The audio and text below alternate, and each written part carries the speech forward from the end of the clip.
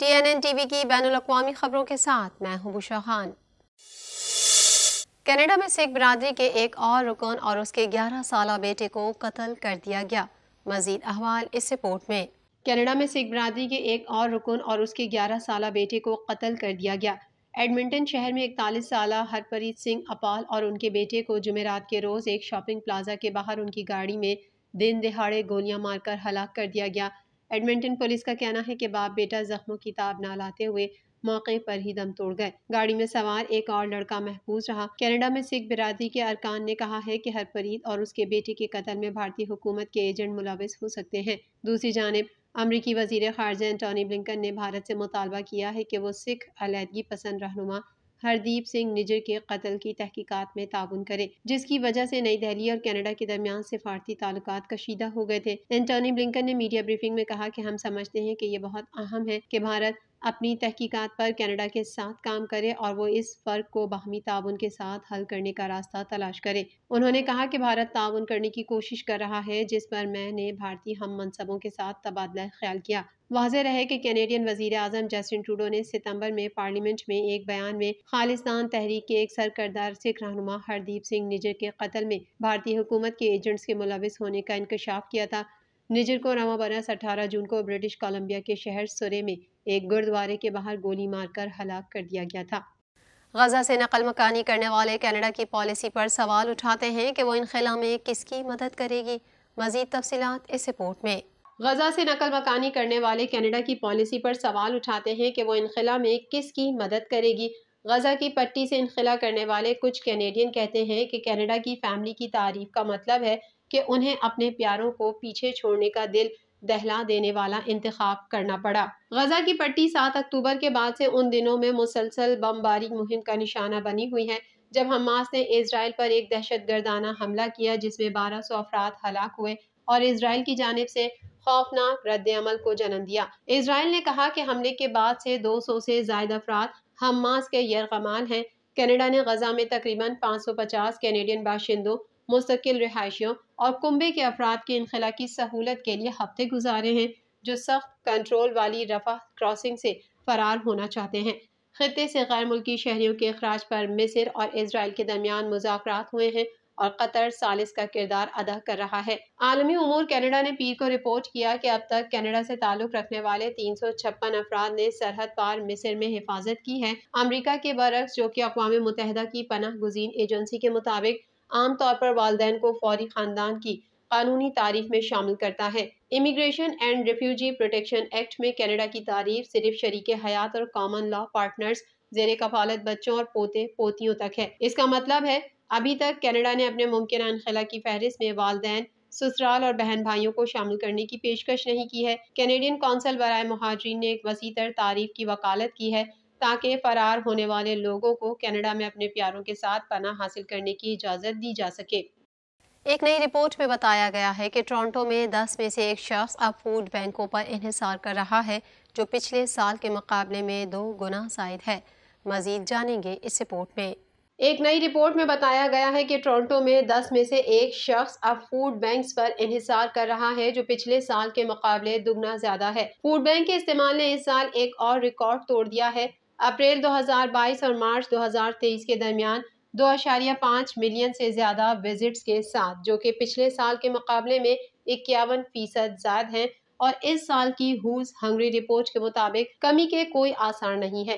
Daily bread اور north York harvest نے report میں اشارہ کیا ہے کہ وہ 2023 میں ٹورنٹو فوڈ بینک کے دوروں کی تعداد 3 ملین سے تجاوز کر جائے گی۔ فوڈ بینکس کا کہنا ہے کہ ہم ایک شہر کے طور پر ایک بحران کا شکار ہیں۔ ہم ایک کمیونٹی کے طور پر حقیقی خطرے میں ہیں جب ہمارے 10 میں سے ایک رہائشی کو فوڈ بینکوں کا رخ کرنے کی ضرورت ہے۔ بہت سے فوڈ بینک، جن میں نارتھ یارک ہارویسٹ اور ڈیلی بریڈ فوڈ بینک کھانا تقسیم کرتے ہیں، وہ رضاکاروں اور لوگوں کا ایک کمزور نیٹ ورک ہے جو جواب دینے کی پوری کوشش کر رہے ہیں، لیکن 50% اضافہ وہ رفتار نہیں ہے جو وہ برقرار رکھ سکے۔ رپورٹ میں حکومت کی تمام سطحوں پر سیاستدانوں کے لیے ایک روڈ میپ پیش کیا گیا ہے کہ وہ فوڈ بینک کے بڑھتے ہوئے استعمال کے پریشان کن رجحان کو توڑنے کے لیے پیروی کریں۔ ان میں مرکزی حکومتوں سے سماجی امداد کے پروگراموں اور شرحوں کو بہتر بنانے اور سستی رہائش میں سرمایہ کاری کرنے کے لیے کہا گیا ہے۔ دا ہوز ہنگری رپورٹ واضح کرتی ہے کہ 3 سطحوں کی حکومتوں کو کوشش کرنے اور تبدیلی کی کوشش کرنے کا کہا گیا ہے۔ شہر سے کہا جا رہا ہے کہ وہ غربت میں کمی کے پروگرامز کے لیے فنڈز میں اضافہ کرے، ہاؤسنگ افورڈیبلٹی فنڈنگ میں اضافہ کرے اور مکانات کی تعمیر کو آسان بنائے۔ پاکستان سمیت 20 اسلامی ممالک نے اسرائیل کو جنگی جرائم کا مجرم قرار دینے کا مطالبہ کیا ہے۔ مزید احوال اس رپورٹ میں۔ پاکستان سمیت 20 اسلامی ممالک نے اسرائیل کو جنگی جرائم کا مجرم قرار دینے کا مطالبہ کر دیا۔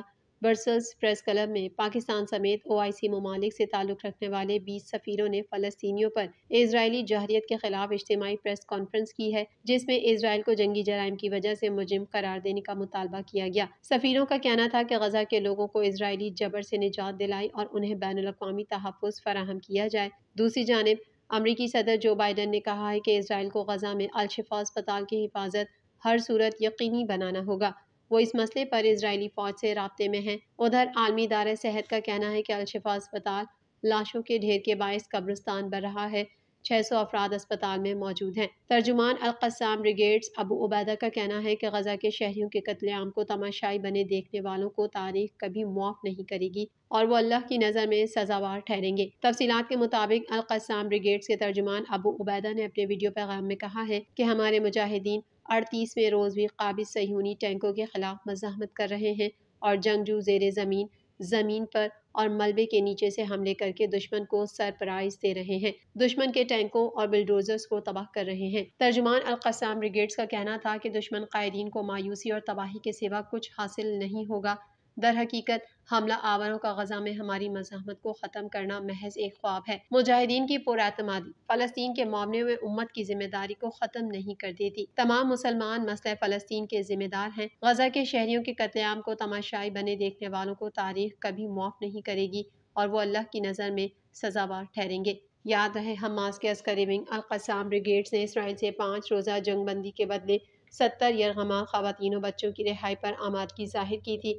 ابو عبیدہ نے آڈیو پیغام میں کہا، قطری ثالثیوں کو بتا دیا ہے، یرغمالیوں کی رہائی کی صورت میں ہر انسانی امداد کی اجازت ہونی چاہیے۔ ابو عبیدہ نے آڈیو پیغام جاری کرتے ہوئے کہا کہ غزہ میں 5 دن جنگ بندی کے بدلے 70 یرغمالی خواتین و بچوں کو رہا کرنے پر تیار ہیں۔ قطری ثالثیوں کو بتا دیا ہے کہ یرغمالیوں کی رہائی کی صورت میں ہر انسانی امداد کی اجازت ہونی چاہیے۔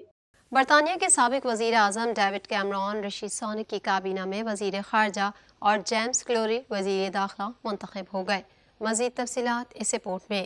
برطانیہ کے سابق وزیر اعظم ڈیوڈ کیمرون رشی سونک کی کابینہ میں وزیر خارجہ اور جیمز کلیوریلی وزیر داخلہ منتخب ہو گئے۔ برطانوی وزیر خارجہ ڈیوڈ کیمرون نے امید ظاہر کی ہے کہ میرا تجربہ وزیر اعظم کو خارجہ امور میں اہم مسائل سے نمٹنے میں مدد فراہم کرے گا۔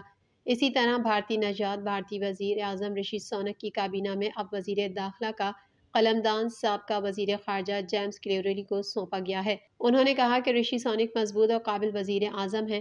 ہمیں یوکرین جنگ، مشرق وسطیٰ کے بحران سمیت متعدد بین الاقوامی تنازعات کا سامنا ہے۔ برطانیہ میڈیا رپورٹس کے مطابق برطانوی وزیر اعظم رشی سونک کی کابینہ میں وزیر داخلہ سویلا بریورمن کی برطرفی اور کابینہ میں رد و بدل کے بعد 7 سال بعد سابق وزیر اعظم ڈیوڈ کیمرون ملک کے نئے وزیر خارجہ منتخب ہو گئے۔ واضح رہے کہ وزیر داخلہ سویلا بریورمن کو ملک میں فلسطینیوں کے حق میں ہونے والے مارچ سے نمٹنے کی حکمت عملی پر تنقید کا سامنا تھا۔ برطانوی وزیر داخلہ کی برطرفی کابینہ میں بڑے رد و بدل کا آغاز ہے۔ سویلا بریورمن نے اپنے بیان میں کہا تھا کہ پولیس فلسطینیوں کی حمایت میں مظاہروں پر پابندی نہ لگا کر تعصب کر رہی ہے، جس پر شدید تنقید کی گئی تھی اور ان سے استعفے کے مطالبات بھی سامنے آئے تھے۔ کنزرویٹو پارٹی کا کہنا ہے کہ وزیر اعظم طویل مدتی فیصلوں کے لیے حکومت میں اپنی ٹیم مضبوط کر رہے ہیں۔ وزیر اعظم رشی سونک روشن مستقبل کے لیے طویل مدتی فیصلے چاہتے ہیں۔ TNN TV کے نیوز بلیٹن میں فی الحال اتنا ہی۔ مزید خبروں اور اپڈیٹس کے لیے دیکھتے رہیے TNN TV۔